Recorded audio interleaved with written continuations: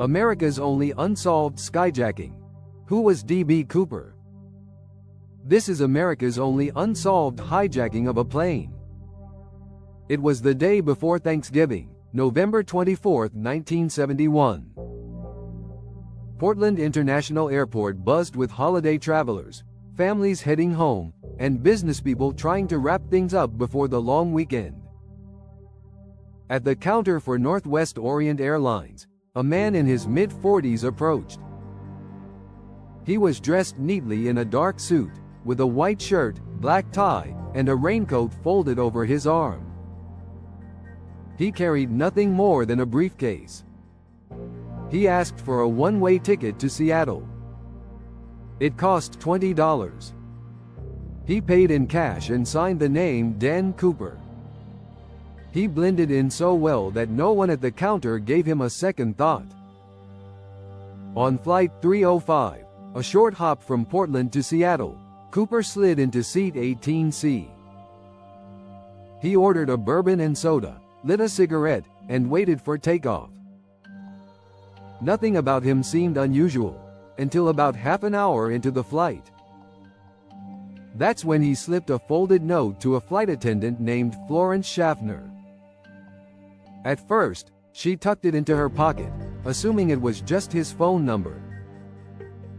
But Cooper leaned close and whispered, "Miss, you'd better read that note. I have a bomb." Inside his briefcase, he showed her a tangle of wires and red sticks. Whether it was real or a bluff, Florence had no way to know. And so began one of the most legendary mysteries in American history. The hijacking. Cooper's demands were direct: $200,000 in cash, 4 parachutes, and a fuel truck standing by when the plane landed in Seattle. He was calm, polite, even courteous. He let the passengers believe the plane was simply delayed. He ordered another bourbon, lit another cigarette, and gave precise instructions.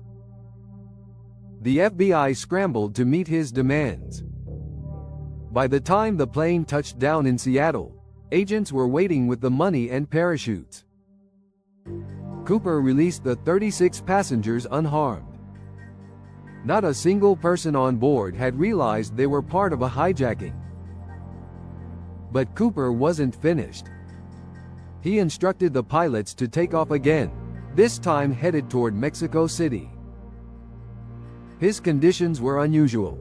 Fly at 10,000 feet, at minimum speed, with the landing gear down and the rear staircase lowered.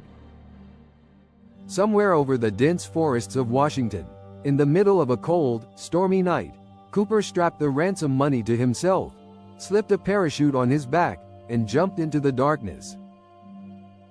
The aftermath: when the plane landed safely hours later, Cooper was gone. So was the money. The FBI launched one of the most exhaustive manhunts in history. They scoured the woods of southwest Washington, brought in paratroopers, dogs, helicopters, yet no trace of Cooper was ever found. No parachute. No body. Nothing. For years, investigators chased thousands of leads. Some claimed to know who Cooper was. Others believed they were Cooper.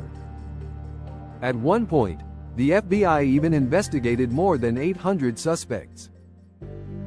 And then, in 1980, a boy digging along the Columbia River unearthed a bundle of decayed $20 bills. The serial numbers matched the ransom money given to Cooper. But the discovery only deepened the mystery. Why were only some bills found, buried in the sand? Where was the rest of the cash? Theories. Over time, several theories have emerged. He didn't survive the jump. With rough weather, freezing temperatures, and rugged terrain, some believe Cooper died before he ever hit the ground. His body, and the rest of the money, may still lie somewhere in the wilderness. He lived, and got away clean. Others argue Cooper was skilled, maybe even ex-military, and knew exactly what he was doing. They say he landed safely, disappeared into society, and lived out his days under a new identity. The money find was staged. Some think the discovered bills were planted deliberately, either by Cooper to throw off investigators or by someone else involved. Over the years, names have surfaced. Richard McCoy, a Vietnam veteran who hijacked a plane in nearly identical fashion months later. Kenneth Christensen, a Northwest Airlines employee whose profile seemed to match. Even theories tying the case to organized crime. Yet none have ever been proven. The legend in 2016, after 45 years, the FBI officially closed the case. No charges. No resolution. Just a myth that refuses to fade. D.B. Cooper became an American folk hero, part outlaw, part genius, part ghost. The man who hijacked a plane, jumped into the night with $200,000 strapped to his body, and left behind nothing but questions. Did he die in the storm, lost forever in the forests of Washington? Or is he out there somewhere, an old man with the greatest secret of the century? To this day, the mystery of D.B. Cooper remains unsolved.